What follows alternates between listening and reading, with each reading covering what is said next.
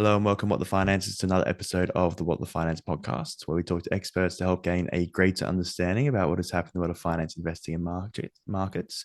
On today's podcast, I'm happy to welcome Mario Innecco. He has this YouTube channel, which is the home of alternative economics and contrarian views. So, Mario, thanks for joining the podcast today. Oh, you're welcome.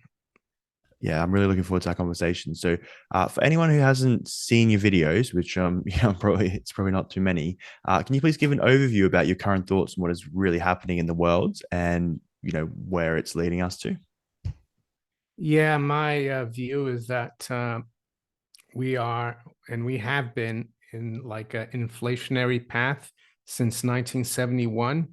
And if you want to go back even further, since World War One, when most of Europe went off the gold standard and never really got back into it until after World War II, when the US instituted the Bretton Woods Agreement. That collapsed in 71.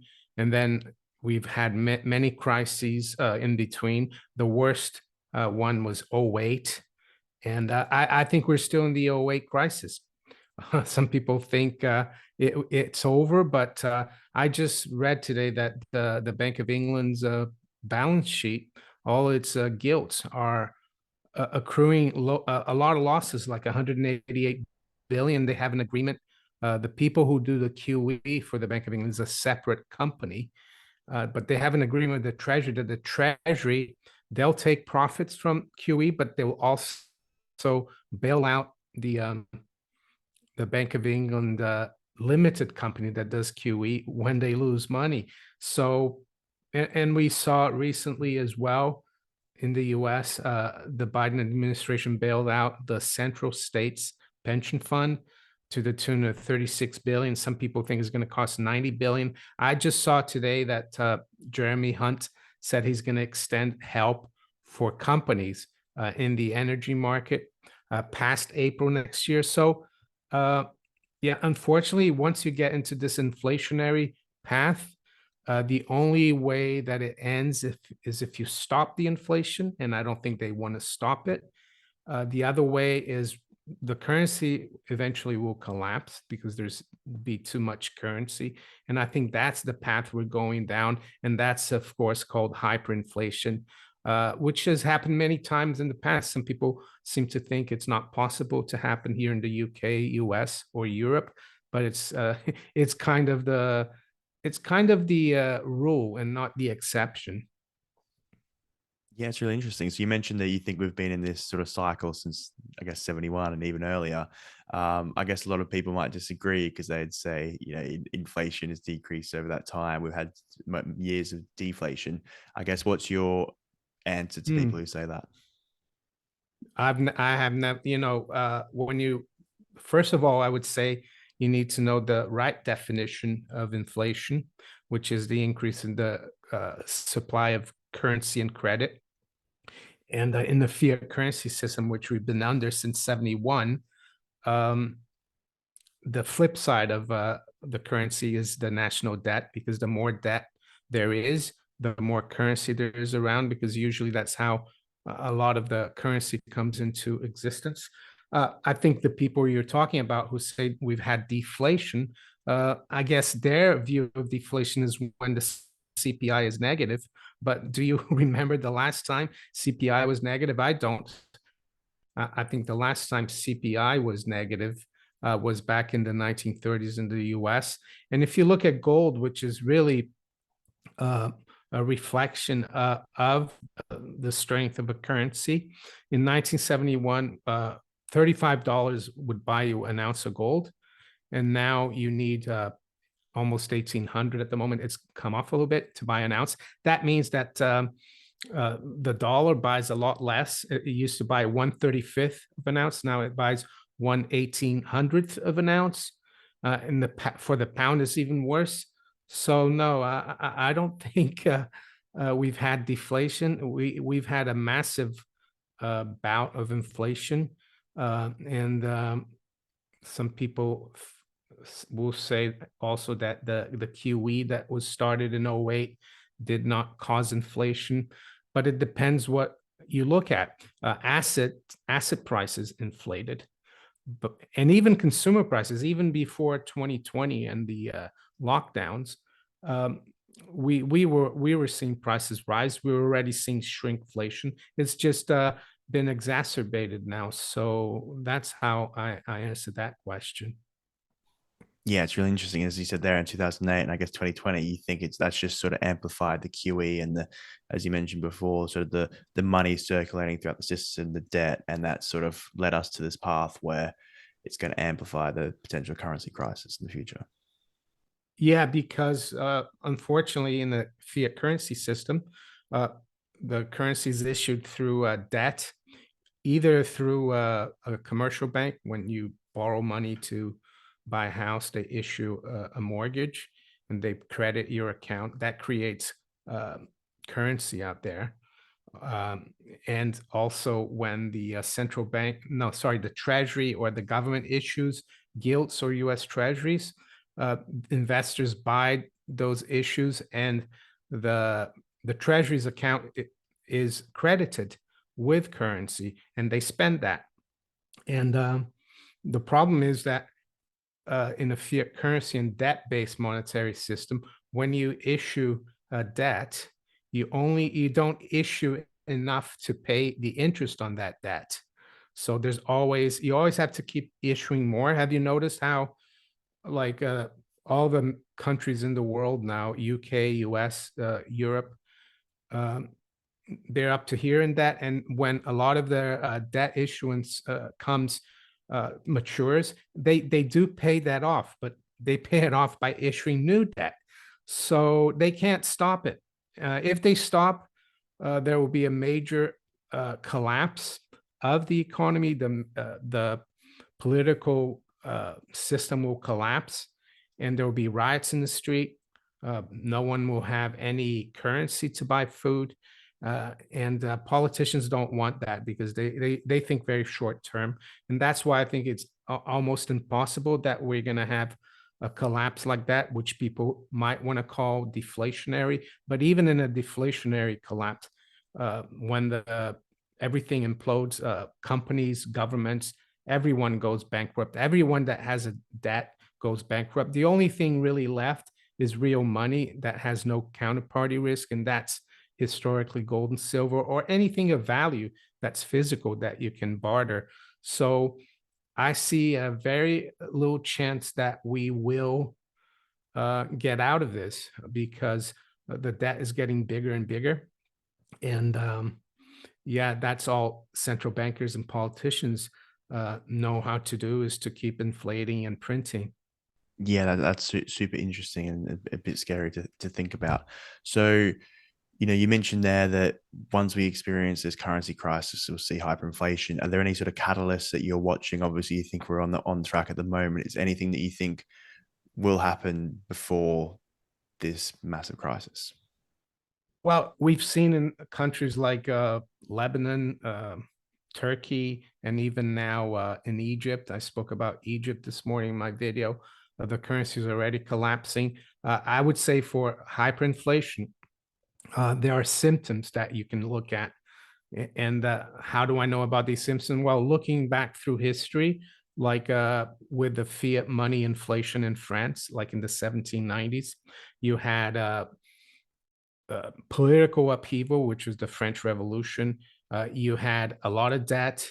You had, yes, the society was like in shambles because the money was bad as well. They were printing the assignats, and the same thing in 1923. It's usually related to a war and a lot of debt. In France, the war had been like the French Indian War in North America that indebted the French monarchy a lot. In Germany, it had been World War One. It indebted Germany a lot, and then you had the collapse of the German Empire. The not the Tsar, the Kaiser abdicated. There was political upheaval in Germany.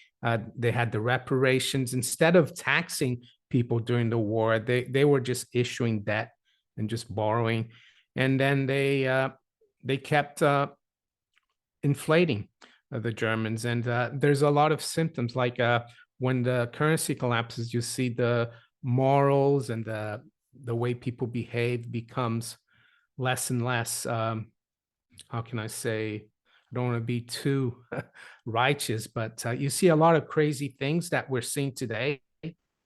You're seeing a lot of political upheaval and division today as well. Monetary problems with CPI going through the roof.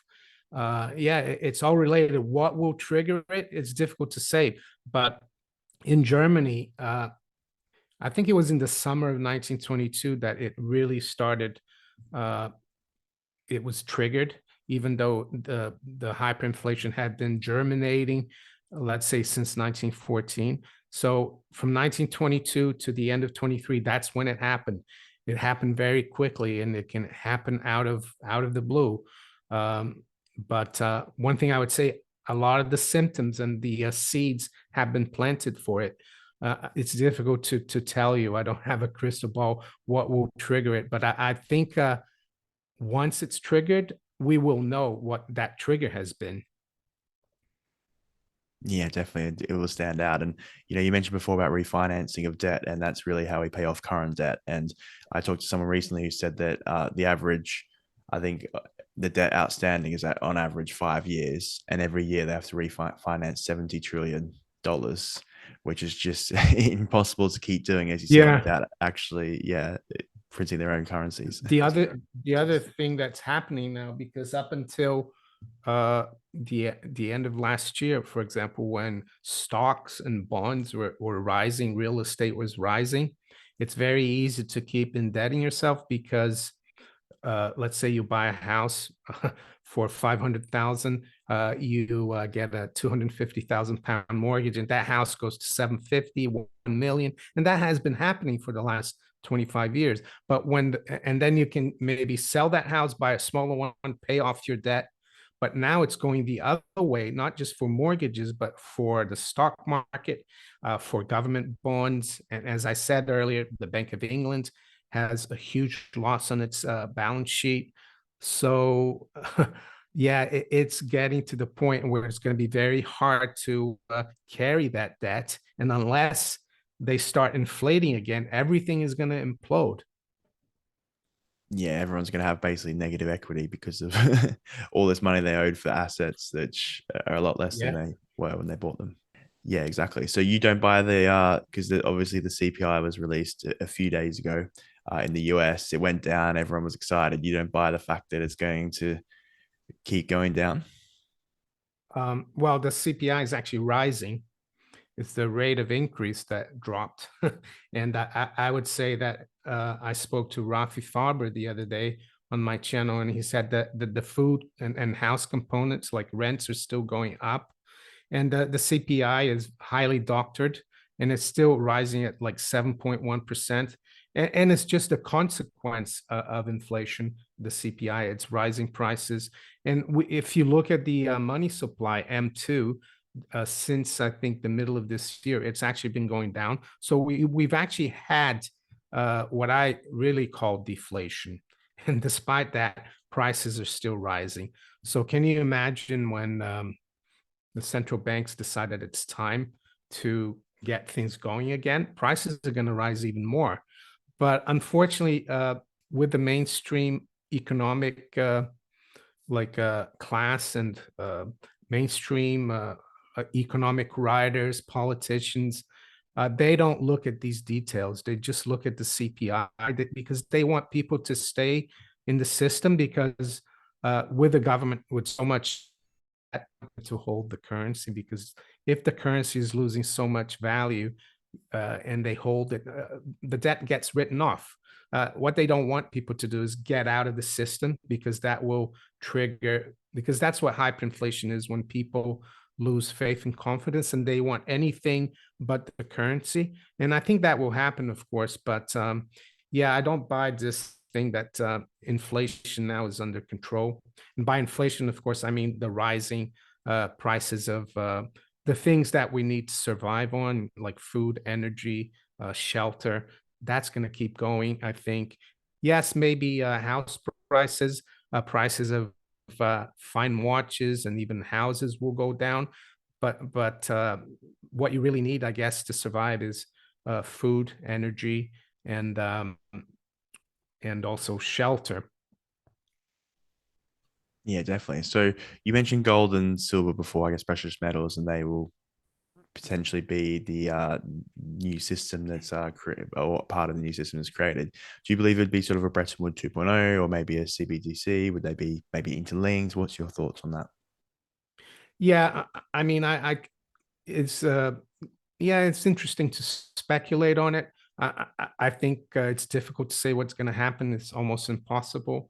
But you see other countries that are preparing, the BRICS countries, anyone that's not related to NATO in the West, they're loading up on gold because they know the writing is on the wall. What I would say to people is that not to worry about what system we're going to get, just protect your savings by having a little bit of gold and silver.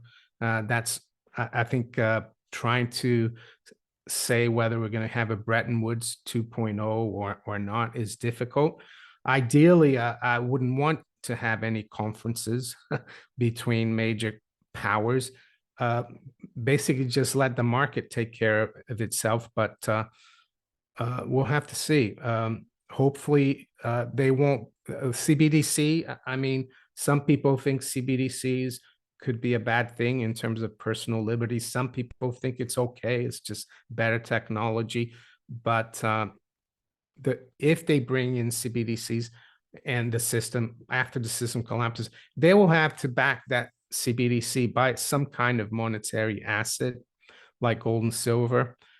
So because they might try to just say, "Oh, it's a new currency, it's good," but if they back it by nothing, I think it might work for a year or two, and then people realize, well, this is just as worthless as the previous system we had. Yeah, it's all about trust. And once people lose trust in the first system, they're going to have a little patience for that next system that it comes through. That's right, and they have to make sure that people can trust that, so they have to change everything, and that would entail government becoming a lot smaller, people not wanting everything from the government. We still have this philosophy that the government should help. Here in the UK, if you look at the polls, apparently Labour could win like with a 300-seat majority the next general election. Would Labour want to bring in small government and sound money? I don't think so, but they might be forced to if everything implodes. That's the thing with what's happening. Uh, Things will only get better when things get really bad, because politicians will always try to keep the current game going, I would say. Yeah, and I was talking to someone recently, and he said the median voter is very important in terms of what you see happening in elections. And he said in 2016 it was sort of to the sort of center right, and then now in 2020 and beyond, it's sort of the center left. And as you said, a lot of that spending could potentially exacerbate the issue and actually accelerate it. If you could say Yeah. there's Labour in Australia, there could be Labour in the UK. There's already left leanings in the US as well. It'd be interesting to see. Well, and even the conservatives here, they're running the country like as if they're socialists. So it's not much difference, but it could get worse with labor. Even though I've seen statistics over the last 70 years that say most of the national debt in the UK has grown under conservative government. So it's tricky. Yeah, you could say that's just because they've been in power since with all the QE. But yeah, it'll be interesting to see what happens. They have gone very populist. So you mentioned precious metals is a good way to protect wealth. Do you also see, I guess, sort of other, I guess you could say, real assets protecting their wealth during this time, or could they sort of go off the edge? What's your thoughts on that? Yeah, I would say gold and silver are like hard money, right? And they're liquid.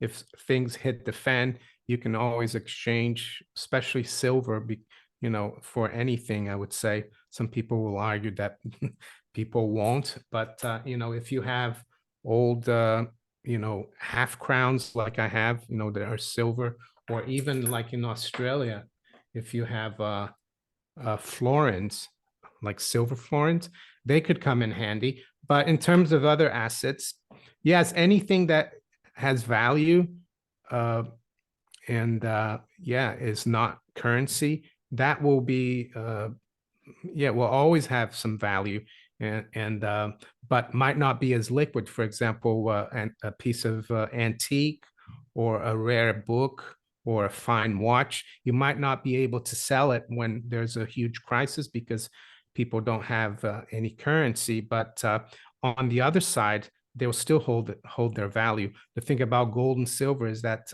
they're liquid. You can always exchange them. The other thing I would say is if we do, and I think there's a good chance, of course, go through a crisis like a currency collapse, is to be in a tight knit community, be it like where you live or even like here, online, and be able to help each other. That's another thing. So it's good to have friends, I think, as well, not just gold and silver and hard assets. Yeah, definitely. That's really, really fascinating to think. So, Mario, thank you so much for your time. I've really appreciated the interview. So, sort of my last question is, what is one message you'd like listeners to take away from our conversation? Yeah, it might all sound really daunting and scary, but I would say don't let it scare you because this has happened, and you can just look back, even recently in other countries, even like Argentina right now, they're going through 100%, I think, a month inflation, and yet they made it to the World Cup final in football. So it's not the end of the world. Don't let it scare you, and yeah, just keep plugging away. Yeah, I think relatively they've actually you could say the equity market has done quite well, which is quite surprising compared to the US dollar. So you could say there's that The could yeah, be yeah. the equity market? Well, Yeah, the actually, Argentinian equity market oh, the relative. has it. I haven't looked at it. Yeah, Yeah, and then that's Turkish as interesting. well. It's quite interesting. It just shows you that Mm. things can get really bad, but there's also potential Oh yeah, opportunity there. But then yeah, the issue is if that were to happen to the whole world system, and that's where yeah. you wouldn't see And I that. guess the Argentinians, they've been used to it for years, so there are ways around it. I think anyone in Argentina that has a bit of that is doing relatively well, they will have dollars. But if the dollar goes, what are they going to have? Maybe they should think about gold. Yeah, definitely. And sorry, I'll just one more question. Do you have any thoughts sort of on crypto and its potential to maybe get through this crisis? Well, a lot of the crypto people now are like dividing. There's all they're dividing Bitcoin versus everything else, and they're saying Bitcoin is always going to be good, and the rest is. Uh, I don't know. I mean, I've always told my viewers that if you want to get involved in crypto, you can. I mean, it's a free market, and I don't try to push people either way. And you just have to be aware of the volatility and the risk. Don't leverage because that's what's happened. This SBF, FTX exchange, and all the other exchanges. And I've used a lot of crypto exchanges because I post a lot of my videos on blockchain based platforms like Steemit, Hive, and DTube, and I earn those tokens. So a lot of times I go into exchanges to exchange those tokens for Ethereum or Bitcoin and eventually into pounds. And I see that you can trade futures, highly leveraged, and that's the problem. Cryptos and Bitcoin are supposed to get you out of this fiat leverage system, but they've been infiltrated, unfortunately, by greed and like they've built like a fractional reserve crypto system, which is what people are trying to get away from. Bitcoin, who knows? I mean, because the price of Bitcoin is heavily affected by Tether, in my opinion, and that could be the next shoe to drop. But yeah, I still stick to gold and silver because they've been around for thousands of years. I'm not saying Bitcoin is not going to survive, but I feel more at peace. I sleep better at night having gold and silver rather than Bitcoin. Yeah, you mentioned that the FTX, it almost seems like a small example of what could happen during like a currency crisis or sort of like a collapse, doesn't it? Just on a smaller scale. That's right. Yep. So Mario, thanks again. So if anyone wants to hear more about your work, we've mentioned your YouTube channel, which is really great. Is there anywhere else that you release stuff? Yeah, my YouTube channel is Innecco 64. And no, that's where I publish all my videos. I do publish it like on BitChute and Rumble and Hive and DTube. And I'm also on Twitter at Innecco 64. Yeah, perfect. I'll put that on the description below. So yeah, Mario, thanks again. You're welcome, Anthony. Thank you so much for listening. And if you enjoyed the episode, please subscribe and click the bell icon so you are notified when new podcasts are released. I hope you're leaving with some great value about investing, trading, and finance. See you on the next show.